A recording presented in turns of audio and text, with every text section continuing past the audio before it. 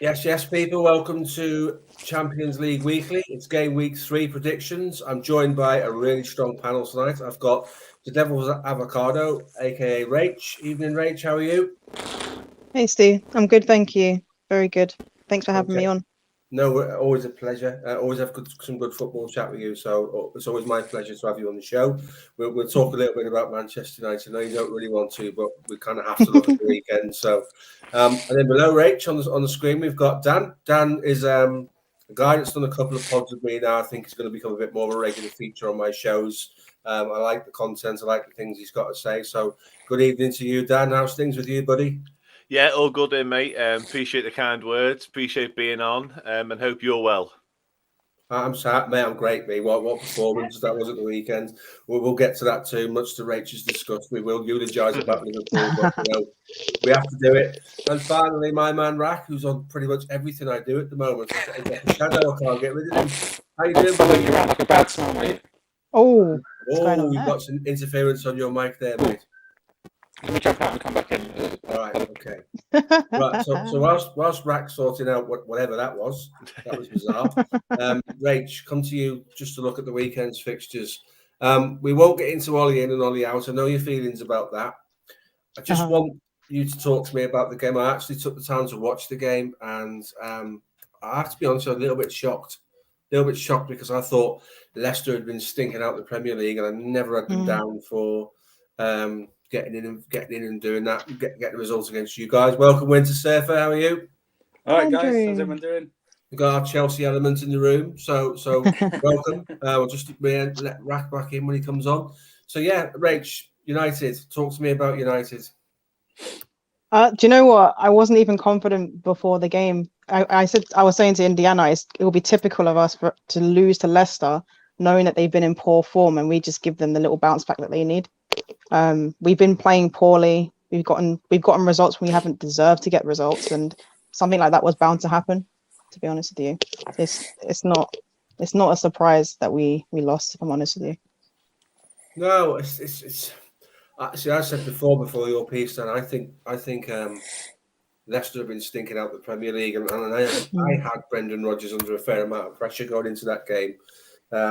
Quickly just to summarise, Leicester fell out of the top 4 2 years in a row, won the FA Cup, obviously, not doing particularly well, bottom of their Europa League group, not pulling up any trees in the Premier League. I was concerned for Leicester, and then they went 1-0 down, and I thought, here we go, the gates are open for United to run away with this. Did anyone else in the room, the lobby, watch the game? Winter Surfer, did you watch Manchester United? Yeah, I did. I'm not going to be blunt. It was very funny when they equalised 2-2, and then they lost. They went down and lost 3-2. It was like a FIFA Pro match, or Pro Clubs match, or something like that. It was. Yeah, I struggle to. I don't know what their style of play is. It seems to be like just one person takes on the ball and smashes it like Greenwood, like an extraordinary shot, and then they try and play on from there.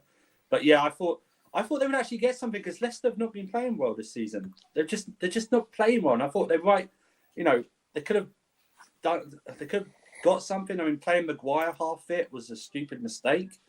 He got found out so many times. But it's not a shock though that they lost. That's probably the more important thing for United fans. It's not a shock that they lost at all.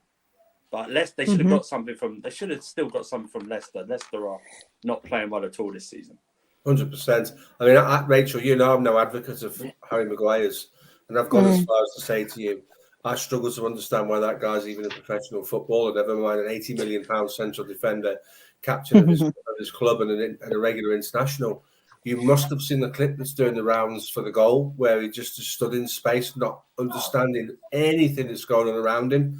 If I'm spending £80 million on a centre half, like United did, and seeing that clip, what does that make you think about Harry Maguire? In particular, levels of concentration, they must be a concern. I actually haven't seen the clip that you're talking about. I haven't been on Twitter much today, to be honest with you. Is it that I'll have a look, tag me in it or something? I'm sure I'll be fuming. But Harry Maguire and Luke Shaw have started the season so poorly. It's concerning. And the thing is, Luke Shaw even said that he wasn't fit back when we played Aston Villa, and that he was ill, hadn't trained all week, and Ollie still played him anyway. Maguire clearly wasn't fit regardless of decision making, whatever he did in that clip. But I struggle to understand why he would be played. It didn't make any sense. I'd rather have fully fit players playing rather than half fit players playing. I don't like it when managers do that. Yeah, and Ollie does it too much. I get the fitness thing. I think you'll find when you see that clip, fitness is nothing to do with the fact that basically when Daka scores the goal, Maguire's lost him. He's lost the ball, allows him to get around the back of him and score, and only realises something's gone on when the ball's in the back of the net. And I've often said to you, because we've shared a lot of pod time together on First XI, we used to do grounded, and it was sort of a multi-club thing. My worry about Harry Maguire is he just doesn't see danger, and when you find that will further substantiate my claim. To be fair, so just very quickly.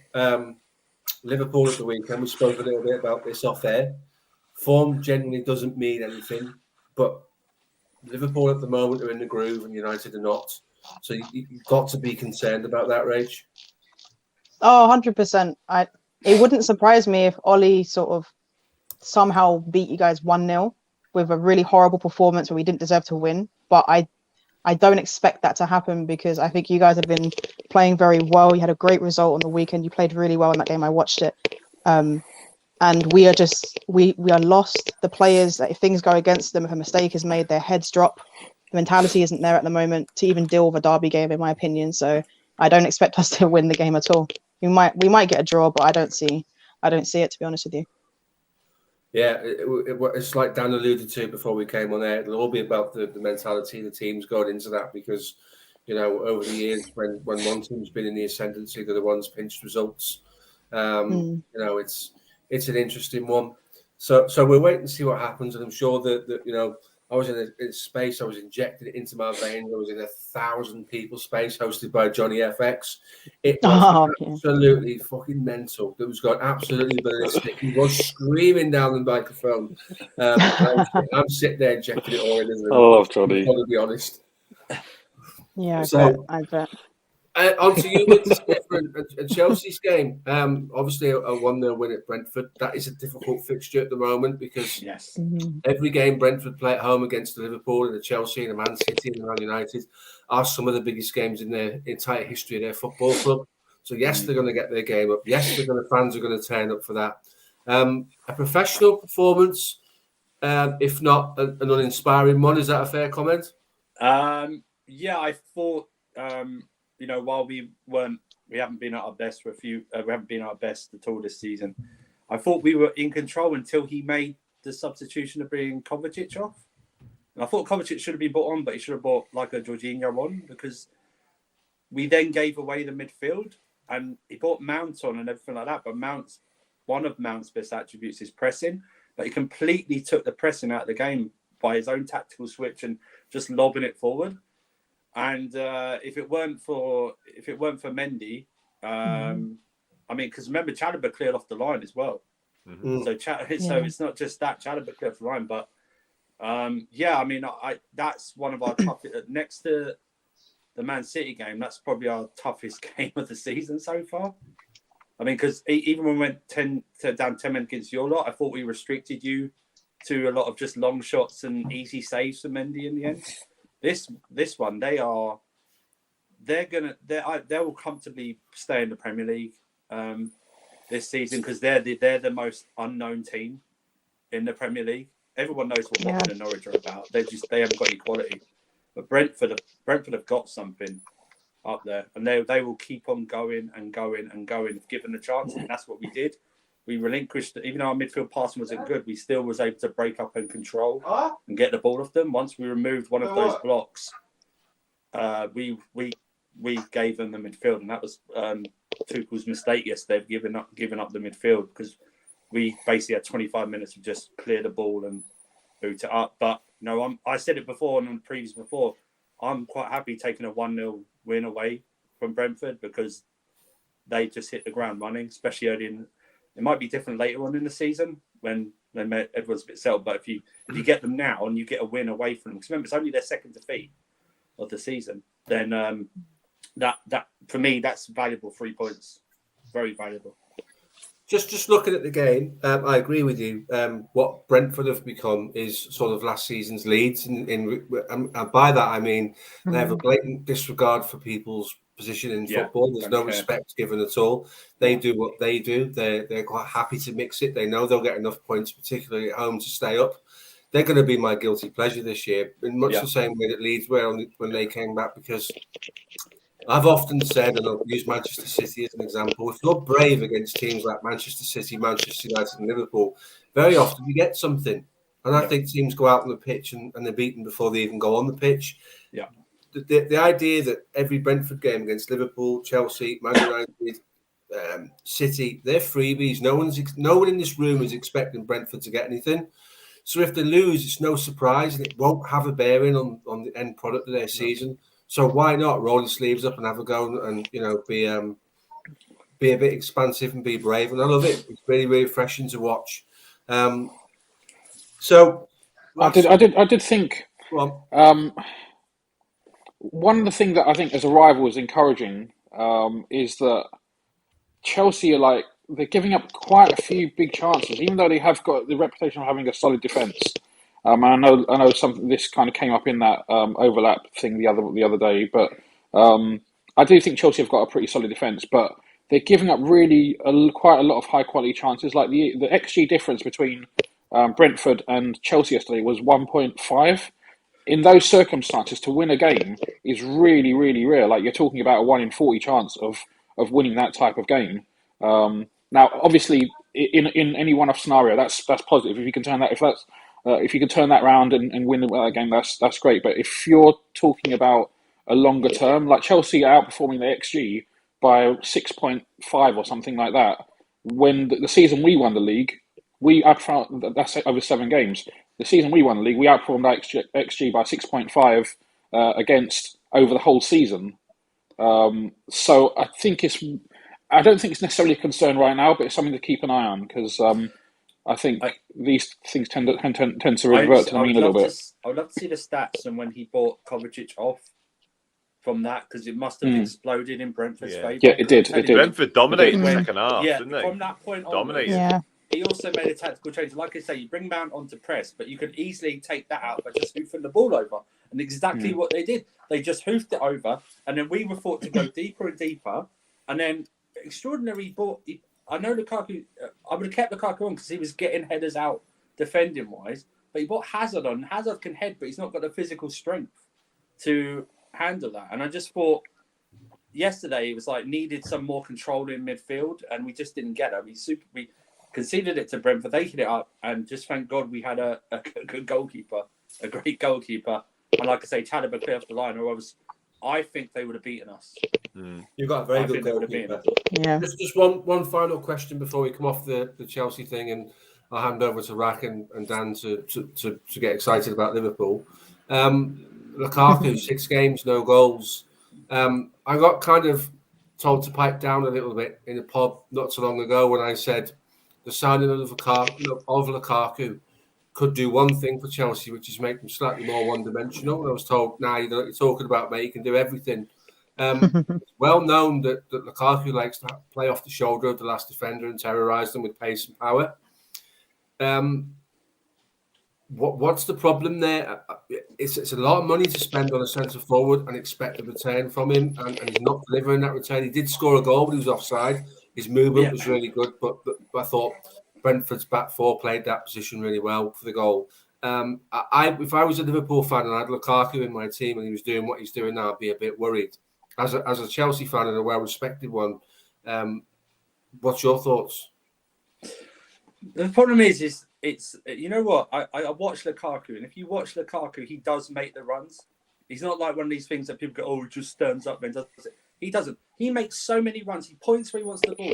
And for some reason, the guys are not either crossing in when he's in the middle, or they see the run, but they take an extra touch or don't put it back, or they do it too late. That's the thing. Listen, Lukaku is working his butt off up there, okay? If they do that Champions League stat, when they run whatever 6 or whatever kilometers, what they do, he'd be up there. Honestly, he is working his butt. He's working his butt off, but I don't know why this is happening. Last year we didn't have a striker. We created loads of chances, couldn't finish. We've got a striker, but we're not trusting him. Or I don't know what the guys aren't doing. They're not crossing it in. They're not doing that final pass or even a through ball up to him to see what he can do. It's really, Poor decision making. It is poor decision making. I mean, yesterday, Kovacic's passing, good God almighty, that was some of the worst passing I've ever seen in my life. It wasn't even like he was trying through balls. It was just simple passing forward. And it was just terrible. Yesterday's passing was atrocious. But Lukaku, I'd be worried if he wasn't moving about and if he was just standing still and he was missing like loads of... We were getting him the chances like a Werner and he was like missing them. But he's not even getting Werner chances. Do you know what I mean? At least if he was getting Werner chances and missing, I could go, yeah, it's all on Lukaku. He's not even getting that. I mean, it's lucky he eats during the week because he gets nothing at weekends at the moment from the Chelsea side because he would just collapse in the box without eating. Honestly, I'm really puzzled. I don't know. This can't be what Tuchel probably envisioned when he put Lukaku in his team. I really wish the guys would just. I'd rather them try instead of like being pre-focused. Oh, I don't know if I'm going to do it. I wish they just step up and have the spine. Just whip it in. Lukaku's there. See what he can do. He might knock it down. Like yesterday, Chilwell's goal. I don't think he touched it, but just his impact in the box, just had the presence there. Had the Brentford defenders, like 3 of them around him, and the ball came to Chilwell and he smashed it in. I'd rather something like that, but it doesn't happen a lot. But it's not. It only becomes a Lukaku problem if Lukaku gets the chances and misses. And he's not getting the chances whatsoever at this moment in time. So another question for you. One that's come up. I did say we'd move on, but I do want to ask you this. Because of what Lukaku is good at, which is, as we know, singling out a central defender, spinning him, using his pace, using his power, and he's got all of that. Is there an argument to make Chelsea slightly more counter-attacking than trying to camp with attacking midfielders in the opposition's half, reducing the space for him to use?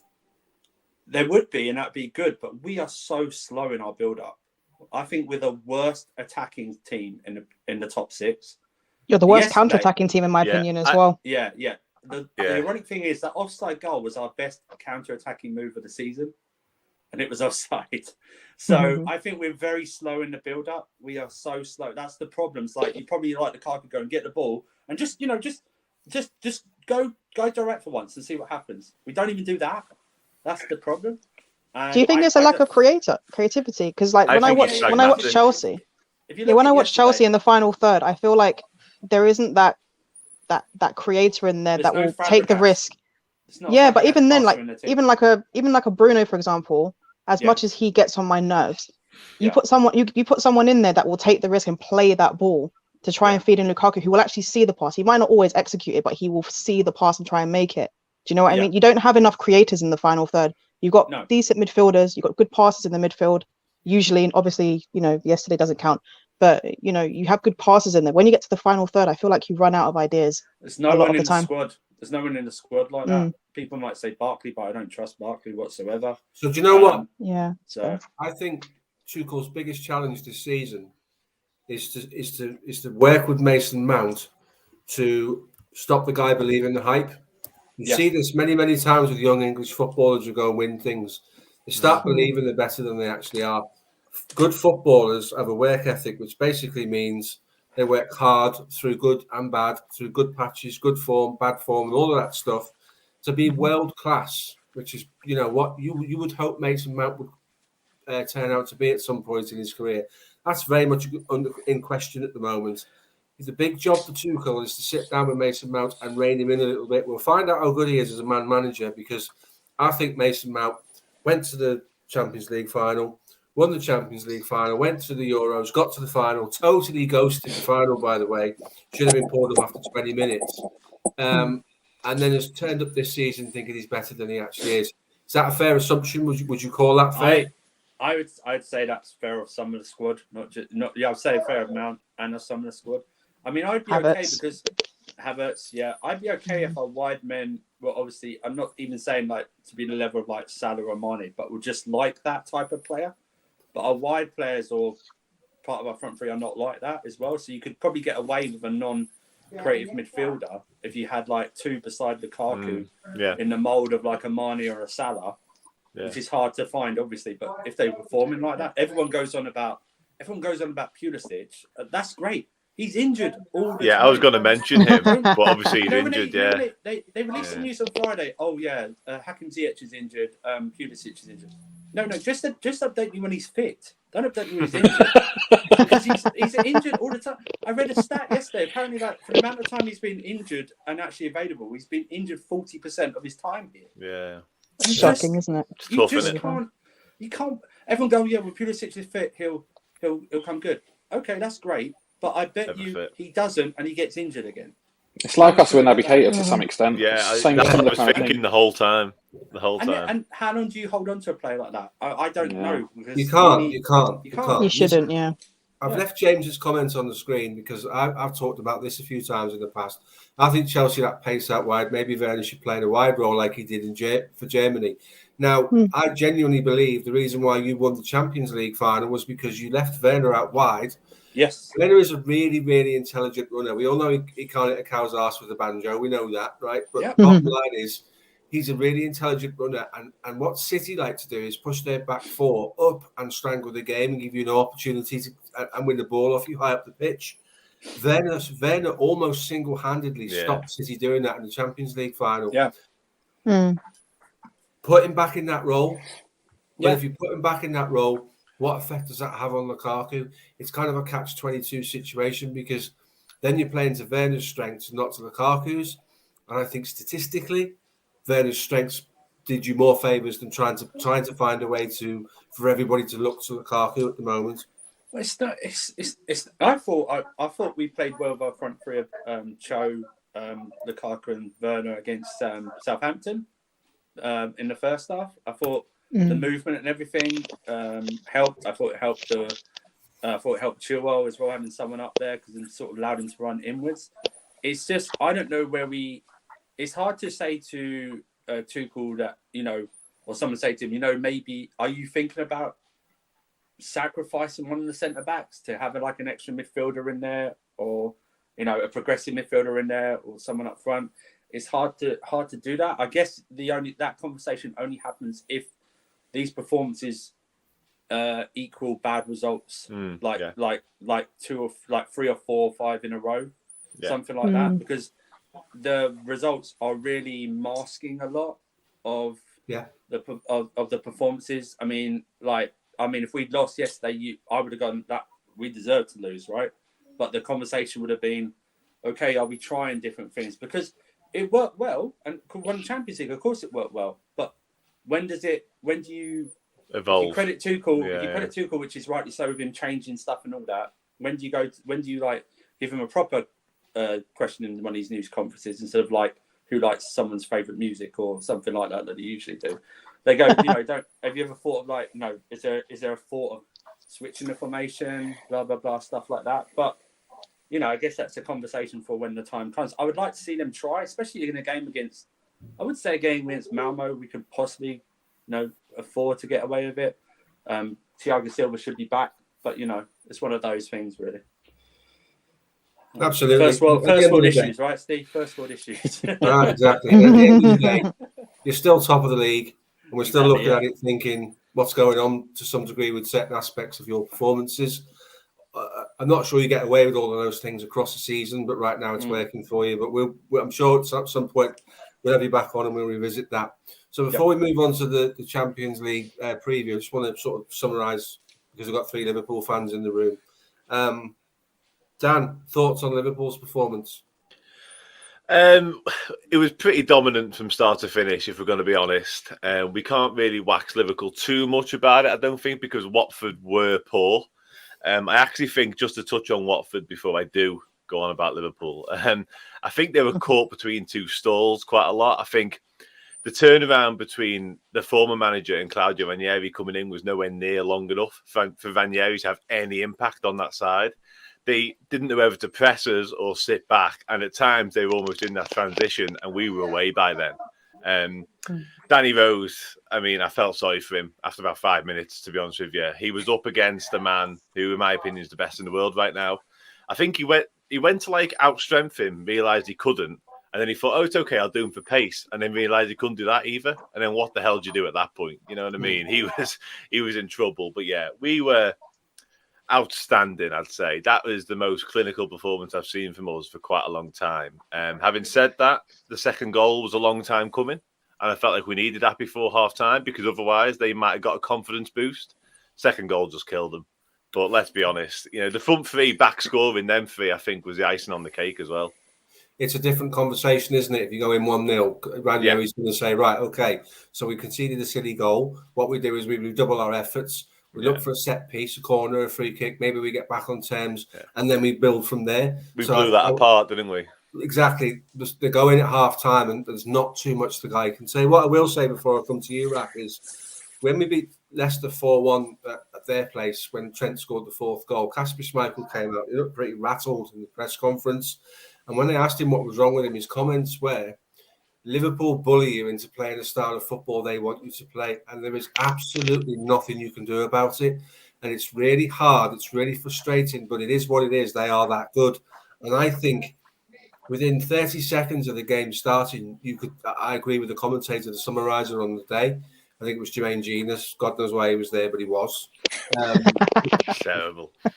He actually said, I've gone off on a bit of a diverse thing. He actually said Watford should come out, press higher up the pitch, go man for man, and play with a higher back line. That is what Jurgen Klopp wants every team that Liverpool play against to do. We just scored 10. Did he actually say that? Yeah. He gets paid hundreds of thousands of pounds a year for this shite as well. It's absolutely bizarre. Michael Owen scored a punditry there working. Michael Owen speaks sense compared to Jermaine Genius, mate. He really does. Rack, your thoughts on the game, buddy? Yeah, look, it was just following on from what Dan was saying, Watford weren't great, so caveat everything with the fact that they looked pretty disjointed. The gaps between their midfield and just the thirds that they were playing in it varied so much. They weren't tight at all, and that gave us the space to play in the half spaces and in front of their back line. And Bobby had a great, apart from the 3 goals, he performed really well. I was impressed. I think it's probably his first full start of the season, and I think he did really well.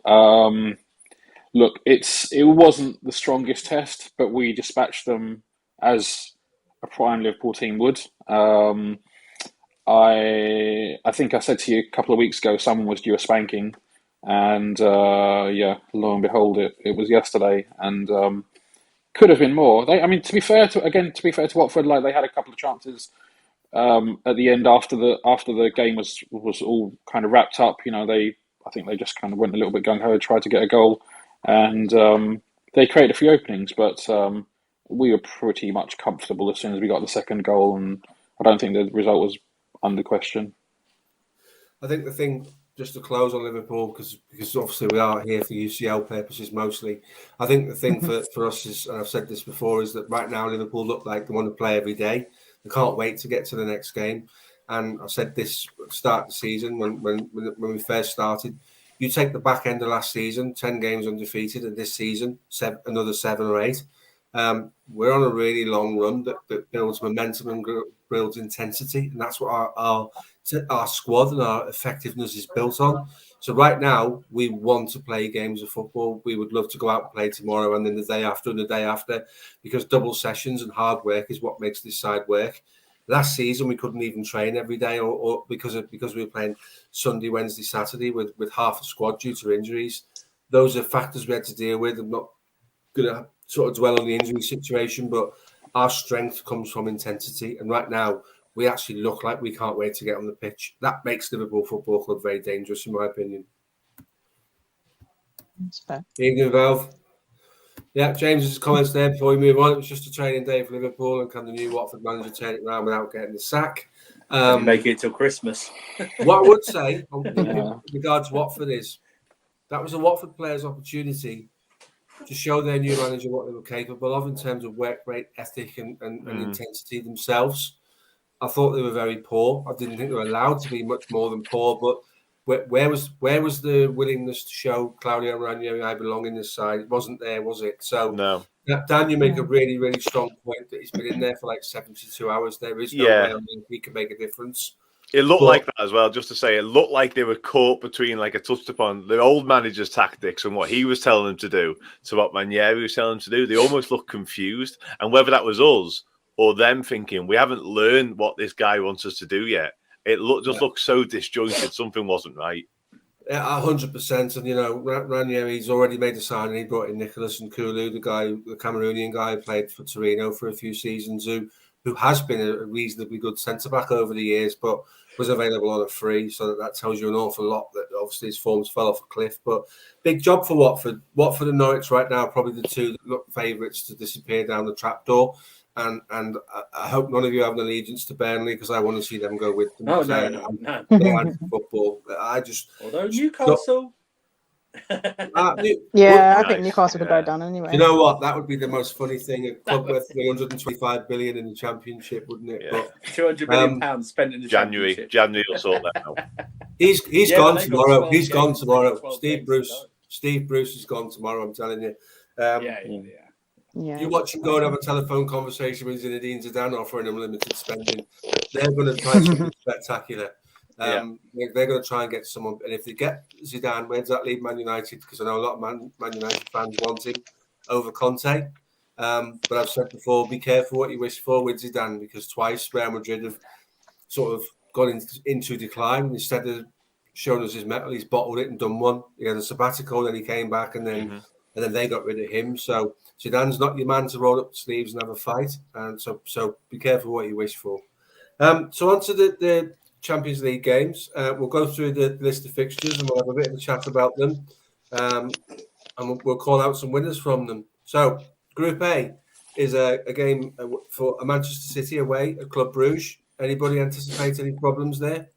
I don't know. Bruges played very well against PSG in group stage in the first day.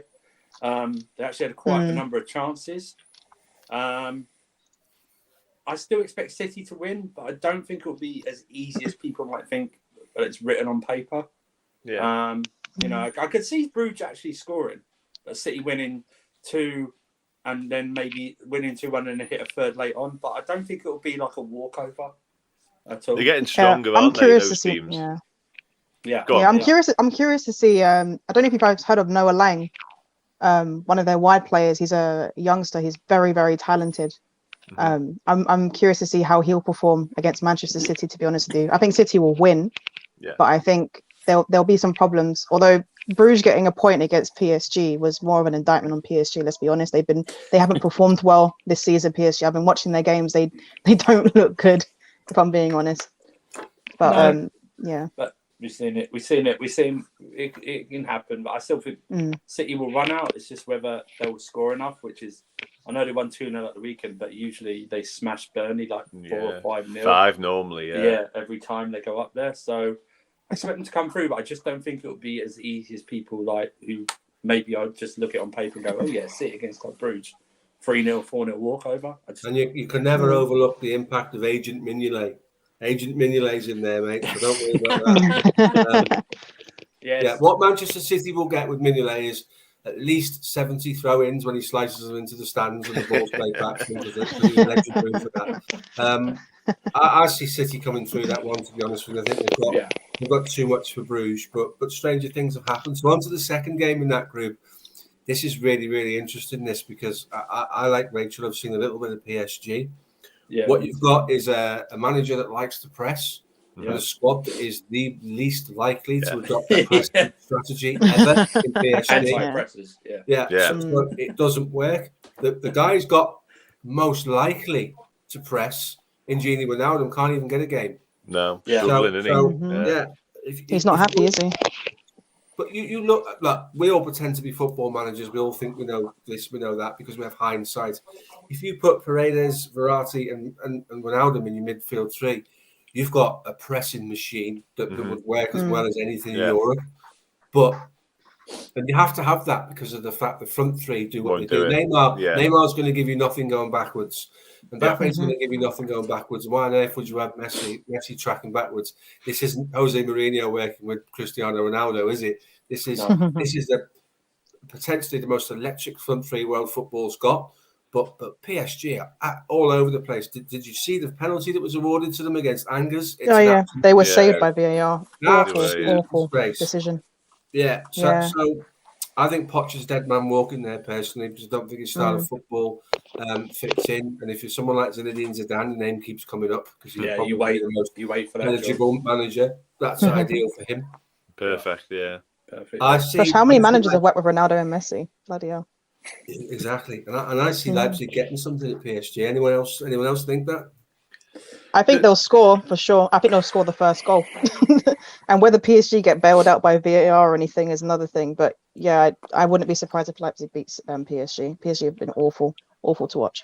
You've got a situation where you've got a team that is built around the team versus some incredible individuals, and of course, PSG can go away and blitz them, and some of their individual brilliance can win the day. But it'll be an interesting matchup, because I think Leipzig, the Red Bull teams in general, they're well structured, they're well set up, and they've got good players as well. So it'll be an interesting matchup for sure. I think if it gets tough for PSG, you'll see them go hiding. Yep. I don't think they have done in the past, haven't they? Yeah, they have done in the past. A stomach or the spine for a tough battle. No, either that or they get a player sent off. The only thing I'd say on this is Leipzig aren't the Leipzig of last season. No, Nagelsmann, moving on, they haven't really kicked on again. If we're being honest, they're sort of languishing in the Bundesliga. They aren't the side they were. If we were talking last season, then I'd probably go with you in terms of Leipzig getting a result. But as it is, I do fancy Paris Saint-Germain to be too strong for them, to be honest. Interesting. I think on the Nagelsmann situation, United put 5 past them, and over 2 legs, Liverpool put 5 past them. I think Nagelsmann's teams are very defensively naive. He leaves a lot of spaces to run into. He does. Canate and Upamecano together, and Klosterman, who's a unit and a quick one at that, and didn't really have it sorted out defensively. This suited us down to the ground, didn't they? Absolutely down to the ground. Absolutely, totally agree. So I think it'd be a really interesting fixture. I don't think Leipzig can go there and be frightened. I think Leipzig got to go there and express themselves. It's like that freebie in the group, isn't it? Whether no one's expecting them to get anything, and I've sort of said it before about Brentford, but it happens in Europe as well. There'd be no reason for Leipzig not to go there and try and ask questions of PSG. It'd be a really interesting matchup. Well, they lost to Bruges as well, right? So they were on 0 points, I think. Yeah. So they need to win, don't they? They need to get something out of the game. So you're right. They need to be brave. Even for Europa League, they need to start getting some points on the board. Yeah, exactly. And they're a well-off club with some expectations, and for that manager to not get into, that's a tough group, isn't it? But for not to get into the Europa League, and Club Brugge to maybe do it in front of them would be unthinkable. That's the one, that would be tough for them. So on to Group B and Liverpool's toughest game of their group, which is away to Atletico Madrid. Personally speaking, I just think we need to come away from there without a defeat. I think that will be. I don't think we'll be particularly expansive. I think we'll be clever. Any thoughts on that, guys? I'd take a 1-1 draw. I'd bite your hand off right now. I would. And I'd take just getting away from there, not being beat, because that keeps us in control of the group. If anything, they were half fortunate to beat AC Milan, so we should be further ahead than we are in this group. But Atletico Madrid's a terrible place to go. We've done it previously. It's a really difficult place to go to. Simeone's side, we know what they're about. They're dark arts. They're horrible to play against. They're well organised. They're everything that we hate. They're sort of the antithesis of us. You know what I mean? Similar to what United will be on Sunday. This is two horrible away games, in my opinion. But if we can get away from Atletico unbeaten, I'd be made up. I totally agree. Rack, your thoughts on that? Look, we definitely owe Atletico one after the Champions League from a couple of years ago. But let's stay kind of measured. If we can get a draw, I think that's a good result. If you in the group games, if you can win your home games and draw your away games, that's excellent. So I would take a draw. I think we're capable of beating them, but we tend to, in these kind of group games, we tend to go away from home. In general, when we're not playing Porto, we tend to be a bit more conservative. Yeah, we tend to be a bit more conservative. Yeah. Mm. So I expect something similar, but I think we've got enough to get the draw. I hope that we'll be able to control the game a little bit better. Fab will be back, and the midfield is going to be important in achieving that. What we don't want is what happened in the first leg of the knockout game that we played, where basically they were camped in our half and we didn't have almost any opportunities whatsoever. So we need to push that line up and play with a bit more courage. But yeah, I fancy us to get a draw at least. I'd like to see us invite them on a little bit so they're not camped in front of Oblak. What Oblak is the best goalkeeper in the world at saving shots that have come through his defender's legs 3 yards in front of him, because basically they just camp in their 6-yard box, don't they, and stop everything. What would be good if we invited them on a little bit and then we used Virgil's passing range for the quick transition, not the long ball, but the right ball, the deep one into Salah. We need to try and find a way to be effective in our transition against them. But we know that Simeone's anti-attacking football, and I don't think the results in the group will allow for Madrid to come out and have a go, because they don't need to win the game to go through in the group. There's no pressure on them at the moment. It's in Liverpool and Atletico's hands to go through the group. So why would you take risks and be expansive? For instance, if they came out and played and we beat them, and then Porto go and beat AC Milan, it's all in the melting pot, isn't it? So I don't see it. I don't see Atletico being particularly expansive. I think it'll be quite a drab game, to be honest with you. And I'd come away from there with a 0-0 all day long, because it'd be another point. And Andrew, you guys beat Chelsea home. So you guys beat Atletico home and away last season in the Champions League. Yeah. How did you guys play against them? I mean, we obviously we didn't play. We didn't have a recognised striker. I mean, we played a second. Actually played with Giroud in the first leg. Yeah. And I thought I was expecting a tougher time, and I thought we handled them very well in the first leg. Got that Giroud goal, but the second leg they were even worse than the first leg. They're terrible. We scored that one through Ziyech, and then second half was just basically playing for they didn't come onto us. They didn't really threaten us, anything like that. They got a red card, and then we scored. I don't think this is Atletico Madrid of 3 or 4 years ago. I really don't. I think the defensive side is still there, but I can only go on the first 2 games of the group, because I don't watch the Liga, obviously, because to go through a stream or something like that. But I don't think they're the same. They're integrating Griezmann back in. There's all these reports of what they're trying to do to João Felix, make him more defensive. That's embarrassing. I think defensively they're there or thereabout. But if it's at all possible, I think they're worse offensively than even for a Simeone team, if that's possible. Yeah. So I can see you actually beating them quite comfortably. Right. I don't think, like I said, I don't think they're I know they won the title last season. Yeah, they won the title. Yeah, did they win the title? Yeah, they did. Yeah, they did. Yeah, they did. But I just don't think they're the ones of 3 or 4 years ago, or even the ones that beat you lot a couple of years ago. I don't think they're you're right. Team at the moment in time. 3 or 4 years ago, they had a certain Diego Godin sitting in the middle of the back four. Yeah. Who was the master of dark arts, or shithousery, as we like to call it. Well, Oblak at Anfield was one of the best individual performances I've seen from a goalkeeper. He was absolutely outstanding that night. We could have been home and dry. If they had any mere mortal in goal that night, we'd have been away. Just to touch on Andrew's point, I think Atletico chasing games like they had to do against Chelsea, they're done. Terrible. If they've got to chase a game, they're done. Yeah. They they want to sit in, keep it tight, keep it even, and then they'll nick something. That's what they do. No, that's a really good shout. So, as I said, at the end of the day, for me, and I think you lads agree, just avoid defeat for Liverpool. And it sets up the group really strongly. And then the other fixture is Porto versus Milan. Now, Milan don't do to Porto what Liverpool do, so that would be quite an even game for me. Zlatan is fit again, so he'll be expecting to have some form of an impact on that game. Thoughts on that one? I can't call that one. That's too close for me. I'm waiting for this. I've seen AC Milan. I watched them quite in the Serie A, but I've only really seen them like play expansively well for a majority against you lot at Anfield, and then against United in the first leg of Europa League last year. Porto, though, you guys always smash Porto. I look back at your results against them. You always smash Porto. But Porto are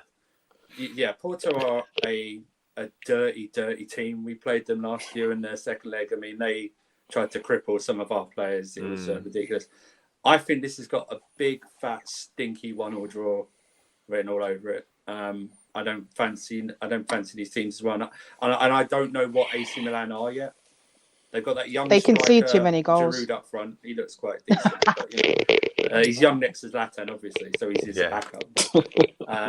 Kessie looks good, but that's the first time in a number of seasons he's looked good. But I just don't know what AC Milan are yet. That's all. You know what it is, AC Milan?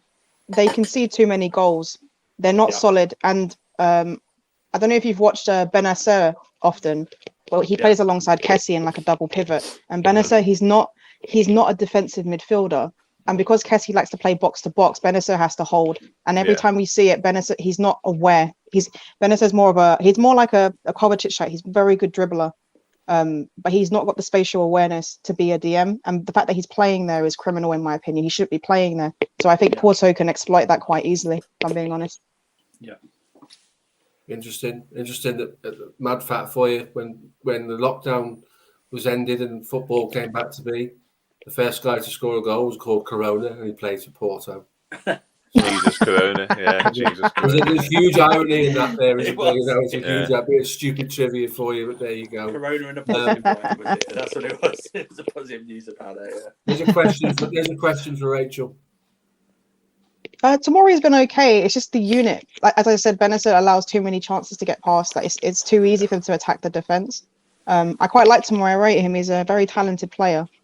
But yeah, he's been okay. I just don't like the partnership with Romagnoli, however you say his name. He's not a big fan. Not a big fan of him. Yeah, I'm not a big fan of him. He benched him, isn't it? Kyo? Is it? He's back in. Danish guy. Oh, he's back in. He played against. Who's the team they beat 3-2? I can't remember the name. Yeah. I think it's like Tudor or something like that. It's they beat them 3-2, but he was back in for that game. It was the Danish fella at Anfield the other week because we praised him, didn't we? Yeah, Simon Kjær, is it? Yeah. He's very good. He's very good. Yeah. Yeah, he's probably coming towards sort of the final sort of years of his career. He was a guy that there's been a number of centre defenders knocking around for years that warranted big moves and never really got them. There used to be a French guy called Julian Escudé, who Alex Ferguson used to send a Man United shirts every summer, and he never actually signed for Man United in the end. But if that's not tapping somebody up, I don't know what is.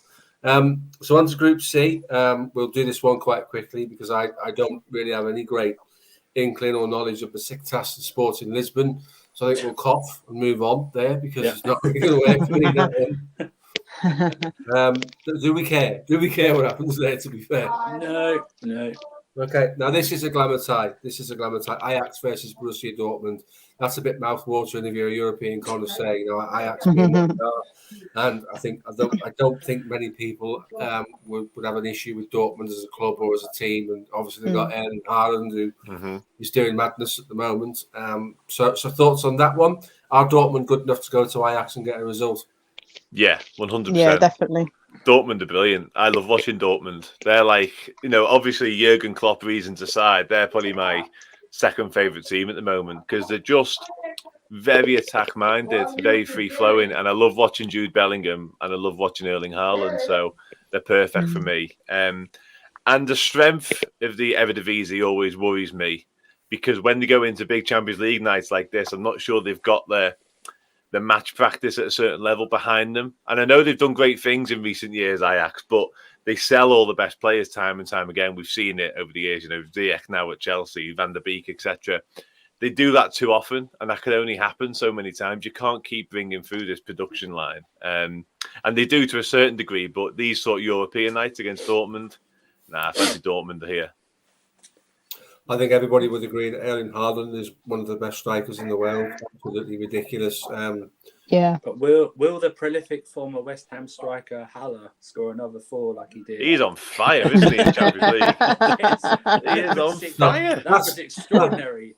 That's amusing, but it absolutely underlines Dan's point that Eredivisie is of a poor standard, and that there are no sort of games to prepare yourself for Champions League football. They really aren't. So, the guy couldn't buy a goal at West Ham, but was absolutely nailing it. I do think Ali was a decent. I mean, I don't know if West Ham was really set up right for him, but I did think he was a decent player, to be honest. Like when he was at Eintracht Frankfurt, he did well. He was pretty good, and he had a partnership with what's Jovic, the name? The one who went to Luka yeah, Jovic. exactly. He went to Real Madrid and Kostic and Rebic. I was really looking forward to him because I thought West Ham had signed a player and it just didn't really work out. And sometimes players need to take a step back before taking another step forward. So time will tell, but he's obviously doing okay at Ajax. So it'll be interesting to see how he progresses. He's a focal point for Ajax's attack, which will lift his confidence massively.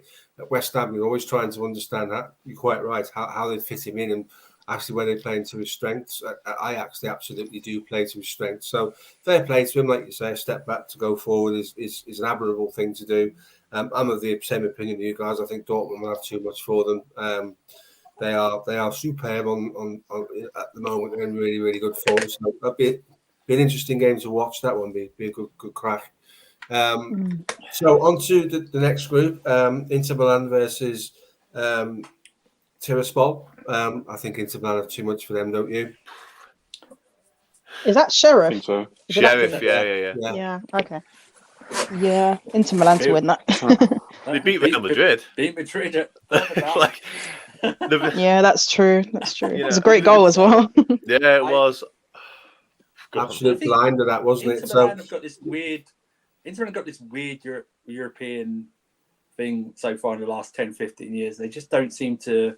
I know they got to a final in Europa League, but in Champions League, when they've been in, they've had this weird thing where they just don't. They're not compatible to it. I still see them running out winners, but listen, Sheriff beat Madrid in the last round, so yeah. I don't know.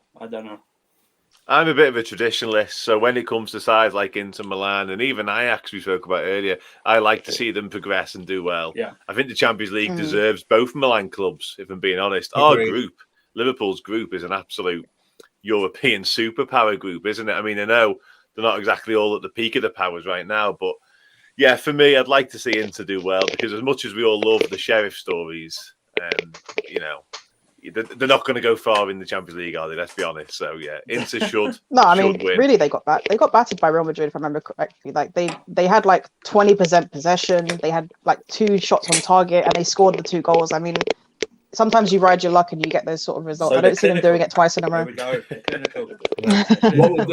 What we'll do is good shot. Good show. We'll clip that, Dan, and if it comes to pass that they do mad things, and we'll remind you of it time and time again, mate. Don't worry. Can't wait. So the last fixture of that group, which is can Real Madrid travel to Shakhtar Donetsk and come away with anything? Personally speaking, I don't think they can. And it makes me so happy to say that, I can tell you. I don't know what this. I said about AC Milan for a different reason. I don't know what this Real Madrid team is without Karim Benzema. Yeah, in it, I really don't. I mean, talk about the proverbial for Real Madrid saying the proverbial one-man team. Without this guy, I mean, if I was a Real Madrid fan, I'd fear where they'd be. I know this is one of their usual transitions, but they usually last maybe 1 or 2 seasons. It might be their second season of transition, or even since Ronaldo left. What's it? 1, 2, 3, 4 seasons since Ronaldo left. Yeah. So usually they should be up and running by now, but they're not, which is obviously down to COVID and everything like that. But if Benzema doesn't do anything, I don't know who does anything for Real Madrid in attacking wise. I really don't. So I could see. You know what? It wouldn't shock me if they lose this game. It's a long way to travel. You know, they're not playing that. I know they're winning everything, but it's really down to Benzema. They're not winning, Andrew. They're not. They lost their last league game. Then they lost to Sheriff before that. Then they drew to Villarreal. So in their last 3 games, they haven't won. They've been poor. I just don't know without Benzema, I just don't know what they do in attack. You're dead right, but Benzema at the minute is in that conversation with Salah in terms of the best player in the world right now. So as much as we say they're too heavily reliant on him, thankfully, from their point of view, they're heavily reliant on a seriously world-class footballer. So it's one of them. I agree, Shakhtar, I'd hate to go there. Properly difficult place to go for all the reasons you can imagine. So who knows? But again, Real Madrid they've got to go there and win, haven't they, for their own qualification? They have to now because they lost the last game. Yeah. They have to now. Mm-hmm. It's just not good enough. They're not good enough. And you know, someone's put in the comments there, what about this? What about Blizzard Hazard? What a waste of money. Anyone carrying an arse around with him, like that is going to pull all kinds of muscles out and be injured for most of the career. So listen, the thing with Hazard, right, is he was the one guy that really could have pushed and got into the category below Messi and Ronaldo, but he didn't do it often enough for me. And I've got a Chelsea fan with me, obviously on the pod. I thought on his day, Hazard was by some distance the best player on the pitch, irrespective of who they were playing against. But he'd go half a season, he'd go missing for half a season, and then come to life for 5 or 6 games, and then go missing again. This is the difference between Messi and Ronaldo and Hazard, is that they turned up every single week. They have the mental capacity, the elite mentality to bring it every single game. I don't think you can question Eden Hazard's ability. One of the best, arguably the best dribbler the Premier League has ever seen. And there's a big thing at the moment between Hazard and Salah on Twitter, who's the best. My view is Salah is a better goal scorer, without a doubt. And Hazard is a better guy at carrying the ball. So it's not that you shouldn't be comparing them because they do different things. What we've got to stop doing on Twitter is stop falling out with each other over who's got the best players and enjoy them all. Do you know what it is, Steve? Do you know what it is, Steve, right? There's a younger generation that all they care about is sauce. That's all they care about. If a player looks saucy, like imagine Adel Taarabt at this time. Imagine Adel Taarabt playing right now, right? Good, he would be he was brilliant to watch, but let's be honest, he suffered from like severe inconsistency and mentality issues. We know that, but he was like ability-wise, he was brilliant to watch. Have him now, right, in the Premier League playing for our West Ham, and you'll see people say he's one of the best players in the world based on his ability and not actually how effective he is throughout the season. That's the world we live in at the moment, unfortunately. You know what's easy about the Ronaldo and Messi debate? They're playing at the same time. So you can have an easy debate about it. Yeah. Hazard and Salah are not getting didn't play against each other at their best. Do you know what I mean? Yeah. It's sort of like that's the one thing I hate about. That's the main thing I hate about international breaks now. There's these stupid debates when someone's bored. Let's do this player against this player. Do you know what? If anyone comes to me and says Salah's a better player, that's fine. But I watched Eden Hazard live, and you didn't. So, you know what I mean? It's one of those things. It's like that. I'm quite happy with 8 years of prime Hazard, and he can put on the table all the medals he won. Do you know what I mean? I think my real thing was Hazard, 2 things for Hazard. I think he got to a level, and if he dedicated himself, he could have got to another level. Yeah? I also think, as great as he was at dribbling, I wanted him to be more selfish. Because I think he could have racked up about 70 more goals for us in his career than he did. I just think that. But it's one of those things. It's like, just treasure them. It's like, it's funny, isn't it? It's only like this sort of era of players. You don't hear like much about Zola versus Bergkamp, do you? Or something like that. You don't hear like that debate or something. Because most of the people that start debates never watch them. Do you know what I mean? And it's different generation as well. Different generation. It's like, just enjoy them. Why do you have to listen? I like enjoying them. I like watching Ronaldo. I like watching Messi. You should be focused on is privileged to have 2 of those players at the same time. Some people didn't get it. Some people got Pele one and then Maradona. Do you know what I mean? Yeah, not at the same time. Yeah. You are so lucky to have these players. Just enjoy exactly them. Right. So yeah, all you FIFA virgins out there, stop doing this. It's not good. It's not big. It's not clever. It's not hard. Enjoy all the players. That's that. And stop slandering Drogba and Rooney as well. I don't understand the Drogba and Rooney slander that happens in international breaks. It's weird. It's weird. Stop that. Yeah. Well said, Rach. So on to Wednesday night, Group E. First opening game of Group E is Barcelona versus Dynamo Kiev. We talked about Real Madrid being indifferent and not being the side to wear. My God, Barcelona have fell off a cliff, haven't they? Yeah. It's so funny though. Yeah. They I'm have enjoying done. Yeah, they have. Do you know what, though? I can almost see, and this might be me being, again, traditionalist and again being like Barcelona have got to be this elite football club, but I can already see sort of the shoots of life at Barcelona in Pedri and Gavi. Now, there they've got two players. If they just go to that and say, we're just going to go with them two, and any other youngsters that come through, and Ansu Fati and people like that, and just say, yeah, go on. Because that's what they've done for years and years. Obviously, Xavi and Iniesta beforehand, and they could do it again. That doesn't bode well for this season in particular, but in terms of them as a football club, that means they're going to come Longer again. term. Yeah, but obviously in terms of this, they're miles away. But they should beat Dynamo Kiev. I mean, say that. Yeah, We'll see.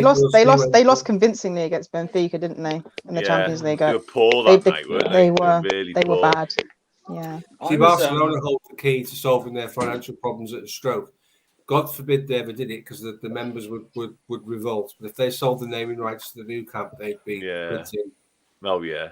I was only joking when I was on previews for the Champions League groups. I was slightly joking when I said, "No, what do Barcelona are that bad? They won't even make it out of the group or even like Europa League." But it's like now this is like it sort of reminds me of like the old school football games, like the Pro Evolution Soccer.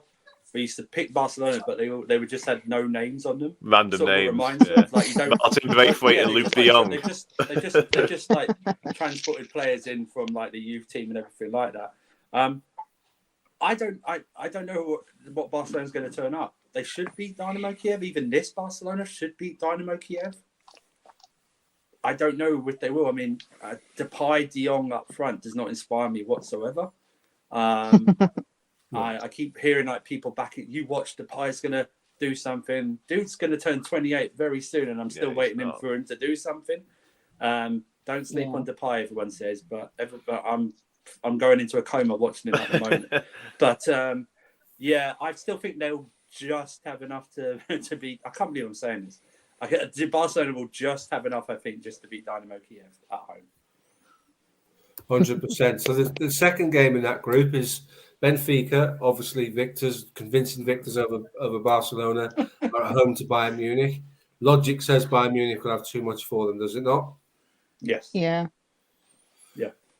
But Bayern Munich had their training game today against Leverkusen. Did they finish 5-1? 5. I don't know what it was. It was 5-0 when I stopped watching it. 5-0 at half time. Yeah. Third place Leverkusen, if I remember correctly. Well. I was looking forward to that. Such a joke. Oh gosh. There is Bundesliga in a microcosm for you straight away. You know, third place get beat 5-1 by first place. You know, but Bayern Munich have it all their own way, don't they? So they do, yeah. You know, on to Group F. Young Boys versus Villarreal. Surely Villarreal will come through that fixture. Depends if they get a man sent off. I was really impressed with Villarreal at Old Trafford, I must admit. Yes. And delightfully so. That's some good chances. I hate to say it, Rachel, but I thought they were really good. Danjuma, in particular, I thought was brilliant. Yeah. We make everyone look good, so you know we're very flattering. We're very flattering. Rachel, get on to Man United next. So we think Villarreal are going to get through that one. So the big game for Rachel's team, Manchester United versus Atalanta. This is a tough one because Atalanta are dangerous on the attack, really dangerous. Tough to call this one, Rach. Your thoughts? I mean, I expect us to sort of react to what happened yesterday, but I don't think we're going to react in like this emphatic way. I think we're still going to play like crap. We'll just probably get the win. Maybe a last-minute win from Ronaldo or something. Because, you know, that's what we do now. And it's perfectly acceptable, apparently. So. Not much sarcasm in that then. Anyone else? Is it in Italy or is it at OT? Old Trafford. Theatre of dreams. Theatre of nightmares at the moment. Yeah, I think this will be a really good game. I must admit, I think this will be really because United leave a lot of open spaces, and Atlanta play seriously free-flowing attacking football. So I think this will be worth watching. To be honest with you, obviously, I hate to say it, with sort of hoping that the Italians can do a job, but I think genuinely, with the amount of sort of individual flair and sort of go and play football mentality from both managers, this could be a decent match. Yeah, of course. I could easily see look, United grabbing a if draw. United don't win, United are in trouble if they don't win, aren't they? Of course they are. Yeah, Yeah, I mean, this the is only the silver thing. lining is that Ollie is like more likely to get sacked. That's the silver lining of it all. But we can't afford to drop more points because we've already lost to No, Young there's Boys. just- Obviously, There's your so. clip, Steve. There's your clip. Yeah. This Ollie thing's a bit harsh, right? Here's a Manchester United player who's offered the chance to manage his dream job. Absolutely is his dream job. He's clearly out of his depth. He clearly isn't good enough to do the job. The Manchester United fans' fury should be with the people that recruit the likes of Ole Gunnar Solskjaer and then leave him there. Yeah. It's not his fault. It's like we all do our own jobs, and then people above us do a different part of our job at a totally different level. Ole Gunnar Solskjaer's level was Cardiff City. We've seen that, No, I hear that, Steve. Do you know what it is?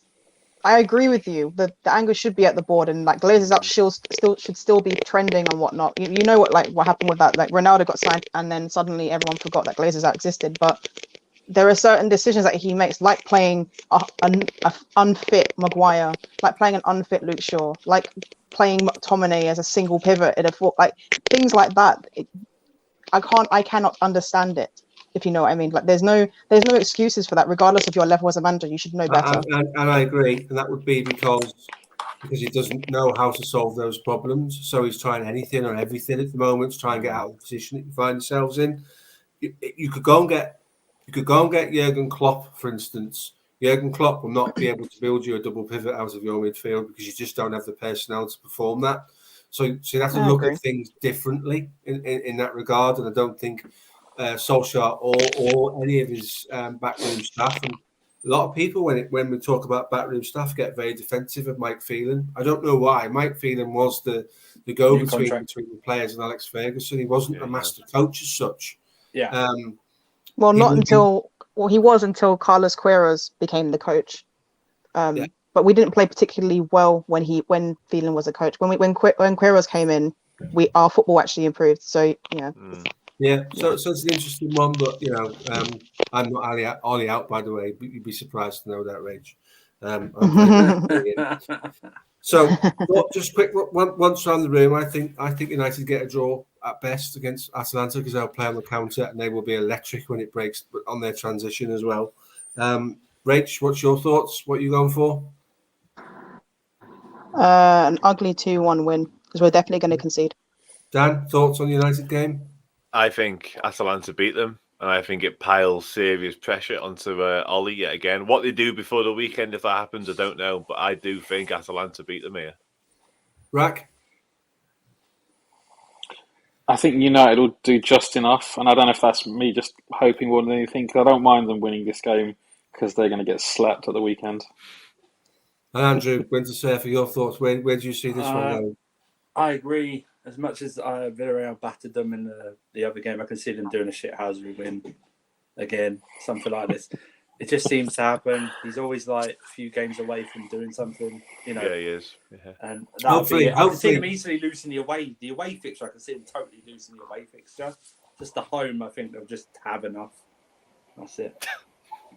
But for the non-Manchester United fans in this room, sorry, Rach, cover your ears. It would be hilarious if Atalanta get a result, won't it? Let's be honest, it will. It'd be proper funny.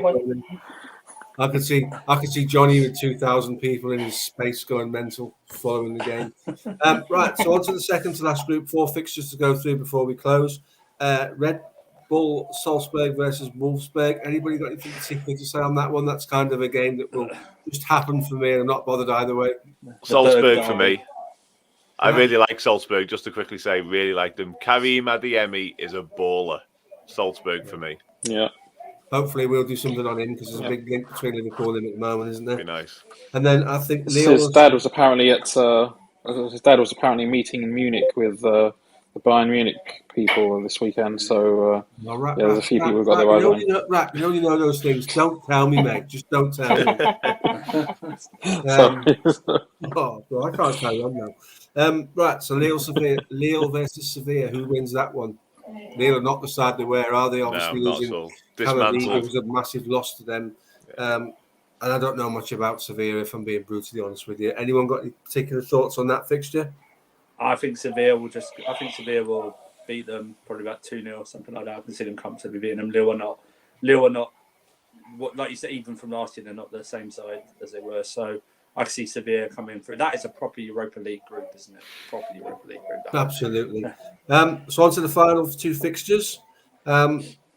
Chelsea Malmo. This has got to be a run-of-the-mill fixture for Chelsea too. It's a must-win game because we lost the last one. So it's a must-win game.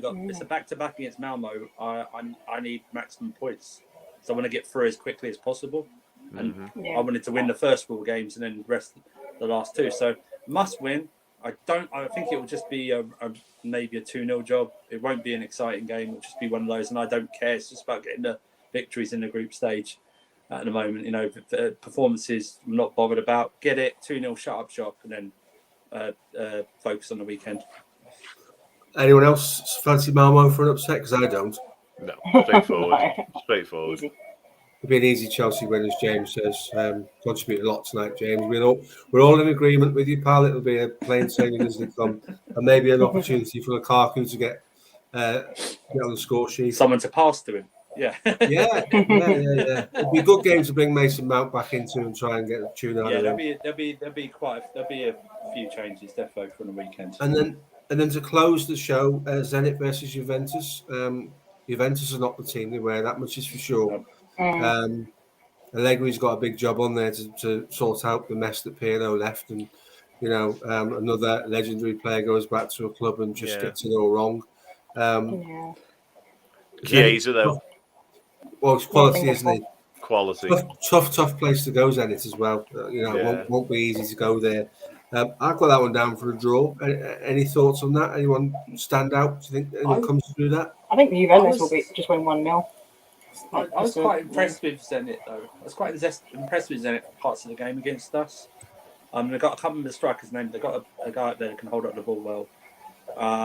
They're quite good on the counter attack, and like you say, Juventus are in the same mixture of Real Madrid and Barcelona. Just at the moment, they're giants in name only.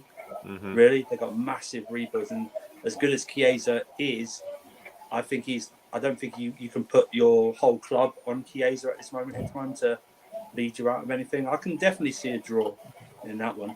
Fingers crossed. So I can definitely see a draw.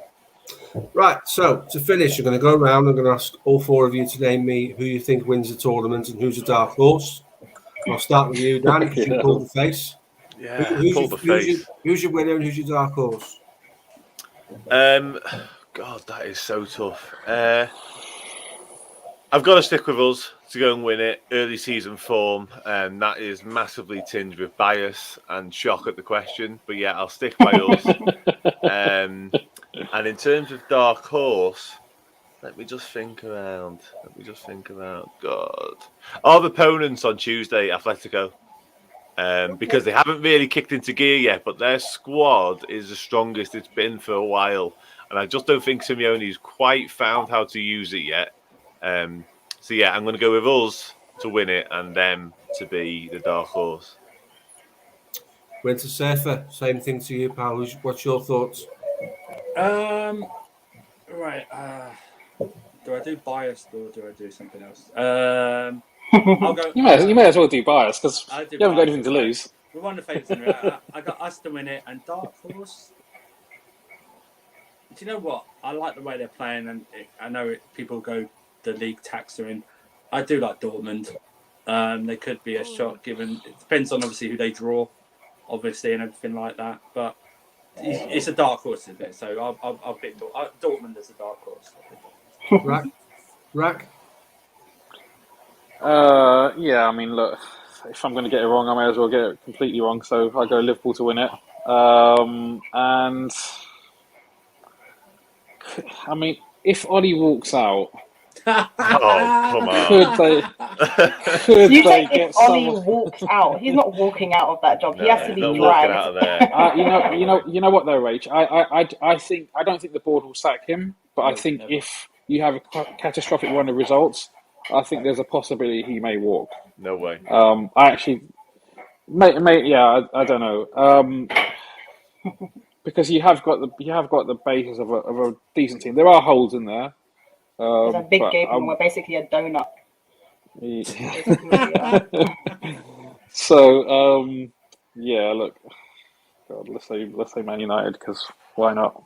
Wait, Hopefully, I'm Taking the wrong. mick. Before, you expect Real to win their next 4 Rach, games? before I come to you to answer the same question, I'd just like to have a moment's silence for what Rack just said. So, if nobody say anything for about 20 seconds. A Liverpool fan saying such a thing. Horrendous. I didn't say I wanted it to happen. I'm just thinking. No, what I'm saying is that obviously, lopsided teams have won the tournament in the past. You don't necessarily have to be the best. You just have to be the best in those particular moments. Goals. And goals. I think But you're saying McFred here. It's McFred in the midfield. Have mercy. No, true. He said dark horse, not dark donkey. Come on, let's get this right. Even I'd agree with that. Go on then, Rach, you bring it to a close. Your favourites and your dark horse. Oh, do you know what? I think Manchester City are going to do it this year, unfortunately. I really do. I think they are. And my dark horse is Sheriff. Yes. Wow. Rack, you've been upstaged. I never thought I'd see that. I want to go last next time. So for me, I'm gonna put my money behind my club. I just think we're flying at the moment, and as long as we carry on in the vein and the mentality we've got, European football is tailor-made for Liverpool. Nobody wants to play against our front three. They just don't do it. They just can't adjust to it. It's not the Premier League. They have no idea how to deal with it. When they come out and try and be expansive, they get hurt trying to do it. So I'm going to stick my neck out on the line for Liverpool. My dark horse would be Sheriff. You can't Sheriff. You can't rule out Bayern Munich, can you? You can't. Can you call them a dark horse though? Yeah. Call them a dark horse. No, but because I'm so confident that I actually think the winners come from England. I do genuinely believe the three English sides are the strongest in the competition. So by proxy of that, I think it could be a dark horse. Yeah, Bayern Munich, as good as they are. Yeah. You know, Chelsea would beat Bayern Munich home and away. Liverpool would beat Bayern Munich home and away because they give you chances. They've got Nicolas Soule and Dayot Upamecano playing as their centre halves. You're going to look at those two and think we're going to have those two for dinner because they're not great. No. You know, and Alphonso Davies is no left back. He plays there because you've got to put him in the team because of his pace. So he covers quick, the whole of the left hand side. He's defensively really weak. And it depends when he plays Joshua Kimmich. If they get injuries, he plays it right back where he's totally ineffective. Yeah, he plays it right back. That makes a big difference. So you What know, player he good is, player. though. Good player, yeah. I think I've done a really good job of undermining Bayern Munich's credibility there. I still think they're dark horses. They're my dark horses. So, how does that one work? Those of you that have been in the chat, great. Thank you for your comments. They really help to keep the energy. Big thanks to Dan. Big thanks to Andrew. Big thanks to Rack and Rachel. Dan, where can we find you? What you on? What have you got coming up? Yeah, Twitter handles there, Dan Club, CLUBBE, not the way you say it, and read Liverpool mainly, writing day in, day out on there, and a bit of This Is Anfield here and there. Just follow me and you'll see it all. You'll see Dan on quite a lot of my shows because we've got a bit of a footballing connection growing here, so same as I have with Rack, so that's cool. Andrew, where can we find you? Just follow me at the Winter Surfer. I've got a pin tweet for Blue Wave channel, still part of Never a Foul, but you can find all of our stuff over there as well. We got a review / preview tomorrow night about 10 o'clock, and also videos throughout the week. And like I say, whatever I'm on, I will just tweet out. So if you just follow me there, that'd be great. And thanks for having me on, by the way. I really appreciate it. No, mate, my pleasure. Rack, same for you. What you up to? Well, first, I'll say this one first because I always forget. Usman talks on a Friday normally with the good man Steve himself, the host with the most, and I always forget that one. So I'll say that first. First 11 Liverpool show on a Monday. Liverpool show with Niall on EPL Talks. Bits and pieces on the terrace every now and then, and Twitter Spaces. So yeah, I try and squeeze my time into all those places when I can. And for those of you that haven't seen the terrace, Rack is the voice of reason when they ask Liverpool fans for their opinion. LFC Sonny, as much as I love him because he's a smashing lad, has got some very interesting takes on Liverpool. So, Rack, please keep going to the Liverpool shows, mate. You keep us staying. Yeah, you need to be seeing Sonny and Hussam are just yeah. And finally, Rach, where can we get you? You can find me on Twitter at the Devil's Avocado, and you can find me on the First XI channel for all football fans. So come and join us whenever you can, really. And thank you, Steve, for having me on. It's been a pleasure. So listen, thanks to all four of you. And guys, if you're watching this and you run pods, podcasting is a community. Get these guys on your shows. Collaboration is the key to us all growing together. You'll see there's a new on my socials there. It's called Cop Pods. It's reinventing our own channel. And at some point, I'll reach out to all of you guys who are here this evening to come on there. We're just getting it going, and we'll take it from there, guys. So again, thanks for those on the panel and those in the chat rooms. It's been brilliant. Thanks very much. This has been UCL Preview Show.